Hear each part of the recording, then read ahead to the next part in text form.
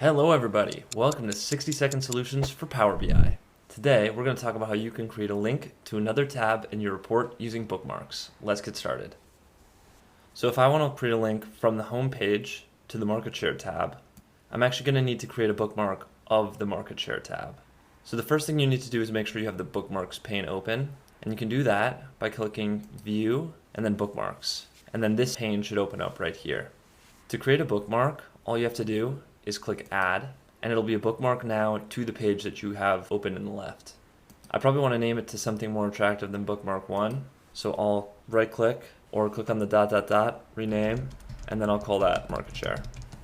Now that I have the bookmark created of the market share tab, I actually need to create the link to that tab. So to do that, first I need to add the item I want to use as my link. So I have an image that I've pre-selected, so I'm going to open that, and then all I need to do is I need to format this image in this pane right here.